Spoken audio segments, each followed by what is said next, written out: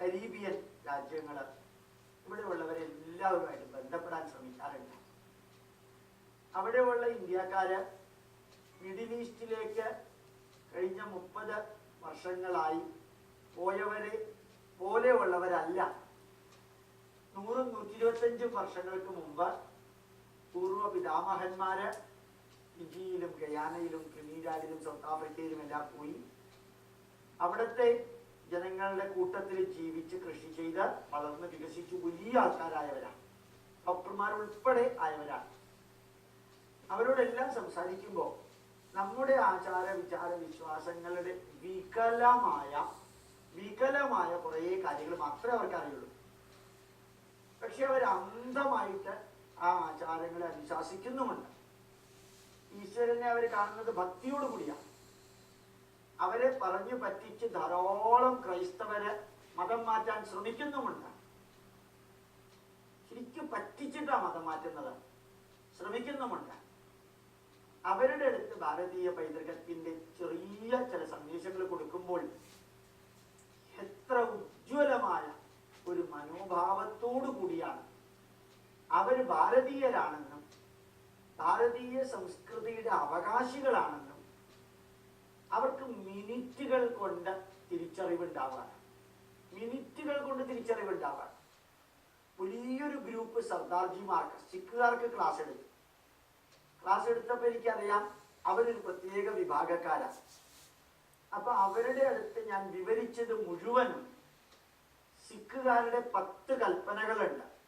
ഗുരു ഗ്രന്ഥ സാഹിബിലുള്ള 10 കൽപ്പനകൾ. ഓരോ വാക്കോ 2 വാക്കോ മാത്രമുള്ളതാണ് കൽപ്പനകൾ. ആ 10 സന്ദേശങ്ങൾ ഗുരു ഗ്രന്ഥ സാഹിബിൽ ഹരിഗോവിന്ദ സിംഗും ഗുരുനാനാക്കും ഒക്കെ എഴുതിയ സന്ദേശങ്ങളില് 10 സന്ദേശങ്ങളും ഉപനിഷത്തുമായി ഒന്ന് താരതമ്യം ചെയ്തിട്ട് ഞാൻ വിവരിച്ചു കൊടുത്തു കഴിഞ്ഞപ്പോ അധ്യക്ഷം വഹിച്ച ഒരു സിഖുകാരൻ സർദാർജി ഉണ്ട്. ഒരു 125 കിലോ ഭാരം വരും അദ്ദേഹത്തിന്. അദ്ദേഹത്തിന്റെ കയ്യിൽ വാളുണ്ടായിരുന്നു, കൃപാണമുണ്ട്, പ്ലസ് കങ്കണമുണ്ട്, കേശുണ്ട്, തലപ്പാവൊക്കെ ഉണ്ട്. ഇറങ്ങി വന്നപ്പോൾ ഞാൻ സത്യം പേടിച്ചു പോയി, എന്നെ കൊല്ലാൻ വരികയാണോ. അദ്ദേഹം ഇറങ്ങി വന്ന് മുട്ടുകുത്തി എന്നെ സാഷ്ടാംഗം നമസ്കരിച്ചു. എന്നിട്ട് അദ്ദേഹം പറഞ്ഞു, ഈ ഗുരു ഗ്രന്ഥ സാഹിബിലുള്ള 10 സന്ദേശങ്ങളും ഗുരുനാനാക്കും മറ്റ് പുണ്യാത്മാക്കളും ഉപനിഷത്തിൽ നിന്നാണ് എടുത്തത് എന്ന് പറഞ്ഞു തരാൻ ഞങ്ങൾക്ക് ആരുമില്ല, അങ്ങാ പറഞ്ഞു തന്നത് എന്നും പറഞ്ഞ് ഒരു $5 എനിക്ക് ദക്ഷിണയായിട്ടും തന്നു. സർദാർജിമാർ കുറച്ച് പിശുക്കന്മാരാ, അതുകൊണ്ടായിരിക്കും $5 തന്നത്. എന്നാലും ആ $5 തന്ന് എന്നെ നമസ്കരിച്ചിട്ട് പറയാൻ ഹിന്ദിയിലും പഞ്ചാബിയും ചേർത്ത് आपने हमको इतना सुल्तान दिया है कि हम भी भारतीय है, हम भी सनातन धर्म की അവകാശി है. ഞങ്ങളും ഭാരതീയരാണെന്നും ഞങ്ങളും സനാതന ധർമ്മത്തിന്റെ അവകാശികളാണെന്നും അങ്ങ് ഞങ്ങളെ ബോധ്യപ്പെടുത്തി. സന്തോഷമുണ്ട്, ചാരിതാർത്ഥ്യമുണ്ട് എന്നെല്ലാം ഈ നാട്ടിലേക്ക് വരുന്നു. അന്നെല്ലാം ഇവിടെ വന്ന് അങ്ങ് പ്രഭാഷണം നടത്തണം. അതേപോലെ ഗയാനയിലെ ഒരു സന്യാസി ഉണ്ടായിരുന്നു. ഒന്നും അദ്ദേഹത്തിന് അറിഞ്ഞുകൂടാ. സന്യാസിയുടെ വേഷത്തില് അദ്ദേഹം എല്ലാ മന്ത്രങ്ങളും അദ്ദേഹം പറഞ്ഞത് തെറ്റാണ്. വളരെ വ്യക്തമായിട്ട് മനസ്സിലാവും തെറ്റാണ്.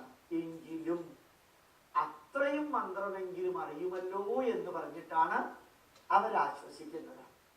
എന്തൊരു അത്ഭുതത്തോടു കൂടിയാണ് ആ മന്ത്രം ശരിക്കും പറഞ്ഞു കൊടുത്ത് നമ്മുടെ ആചാരങ്ങൾ വിവരിച്ചു കൊടുത്ത് അവരുടെ തെറ്റിദ്ധാരണകൾ മാറ്റിയിട്ട് ചെറിയ രീതിയിലെങ്കിലും അവർക്ക് കാര്യങ്ങൾ കൊടുത്താൽ Indian institute of scientific heritage ഇറക്കിയ ഇംഗ്ലീഷിലെ CD-കളെല്ലാം കൊടുത്ത് അതിനൊന്നും കോപ്പിറൈറ്റ് ഇല്ലെന്ന് പറഞ്ഞ ഞങ്ങൾ തിരിച്ചു വന്നപ്പോൾ അവർക്ക് ഏതോ സ്വർഗരാജ്യം കിട്ടിയത് മാതിരിയാണ്. കോടി പ്രഭുക്കളാണ് പലരും. അവർക്ക് അവരുടേതായിട്ടുള്ള ഓയിൽ ഫീൽഡ് വരെ ഉണ്ട്. പെട്രോളിന്റെ ഡീസലിന്റെ എണ്ണക്കിണർ സ്വന്തമായിട്ടുള്ളവരുണ്ടായിരുന്നു. അത്ര പണക്കാരായവരും സ്വന്തം പൈതൃകം നഷ്ടപ്പെടുത്താതെ, പക്ഷെ പൈതൃകത്തിന്റെ ഒന്നും അറിയാതെ ഉള്ളതും വെച്ച് ജീവിക്കുന്നവർക്ക് നമ്മൾ ഈ അറിവ് കൊടുത്താൽ ഈ പൈതൃക സന്ദേശം കേൾക്കുന്ന നിങ്ങളുടെ മുഖഭാവത്തിൽ കാണുന്ന തിളക്കം എത്രത്തോളം ഗഹനമാണോ, ഇന്റൻസ് ആണോ, അതിനേക്കാളേറെ തിളക്കത്തോടു കൂടിയ മുഖഭാവത്തോടുകൂടി ഇത് സ്വീകരിക്കാൻ തയ്യാറായ സനാതന ധർമ്മത്തിന്റെ അവകാശികള്, ഭാരതത്തിന്റെ പുറത്തുള്ളവർക്ക് ഈ സന്ദേശമെല്ലാം എത്തിക്കാനുള്ള മഹായജ്ഞത്തില് നമുക്ക് ഒരുമിച്ച് പങ്കെടുക്കാൻ സാധിച്ചാൽ, ഒരാള് 10 പേർക്ക് ഈ സന്ദേശം കൊടുത്താൽ 110 കോടി ജനങ്ങള് ഓരോരുത്തരെ പഠിപ്പിച്ചാൽ എത്രയായി? 220 കോടിയായി. നമുക്ക് പറയാം അവർക്ക് 220 കോടി. ലോക ജനസംഖ്യ 660 കോടിയാണ്. അപ്പോ 1/3 ആൾക്കാർക്ക് പഠിപ്പിക്കാൻ ഒരാളെ പഠിപ്പിച്ചാൽ മതി. അല്ലെങ്കിൽ 110 കോടി ജനതയുള്ള ഭാരതത്തില് 10 കോടി ജനങ്ങൾ 10 പേരെ വെച്ച് പഠിപ്പിച്ചാൽ മതി. ഈ ഒരു ലക്ഷ്യം നിറവേറ്റാൻ സാധിക്കും.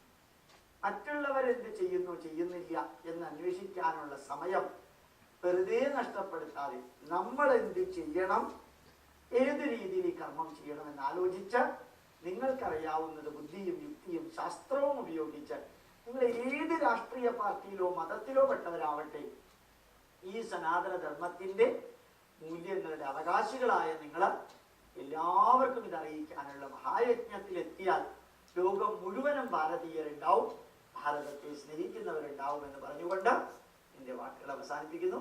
നീത പ്രണാമം, നമസ്കാരം.